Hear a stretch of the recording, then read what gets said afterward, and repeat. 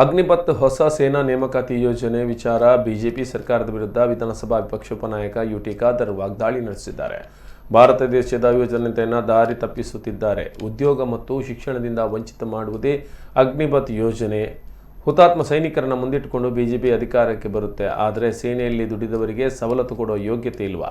ದೇಶದ ಗಡಿಯಲ್ಲಿ ಬಂದೂಕು ಪಿರಂಗಿ ಹಿಡಿದು ಶತ್ರು ದೇಶದ ಮೇಲೆ ಹೋರಾಟ ಮಾಡುವವರು ಸೈನಿಕರು. ಆದರೆ ಸೇನೆಗೆ ಸೇರುವ ಯುವಕರ ಮೇಲೆಯೇ ಭಾರತ ಸರ್ಕಾರ ಫಿರಂಗಿ ಬಂದೂಕು ಬಿಡುತ್ತಿದೆ ಎಂದು ಖಾದರ್ ವಾಗ್ದಾಳಿ ನಡೆಸಿದರು.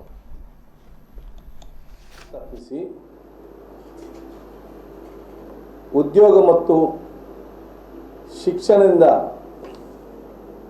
ವಂಚಿತಗೊಳಿಸುವುದೇ ಅದು ಅಗ್ನಿಪಥ್ ಮತ್ತು ಅಗ್ನಿವೀರ್ ಯೋಜನೆ. ಅವನಿಗೆ ಶಿಕ್ಷಣ ಕೂಡ ವಂಚಿತನಾಗ್ತಾನೆ, ಅವು ಉದ್ಯೋಗದಲ್ಲಿ ಕೂಡ ಭವಿಷ್ಯ ವಂಚಿತರಾಗ್ತಾರೆ. ಯಾಕಂತ ಹೇಳಿದರೆ ಈ ಅಗ್ನಿಪಥ್ ಈ ಯೋಜನೆಯಲ್ಲಿ 17.5 years 17.5 ವರ್ಷಕ್ಕೆ ಅವನು ಸೇರಲಿಕ್ಕೆ 17.5 ಅಂತ ಹೇಳಿ ಎಷ್ಟು SLC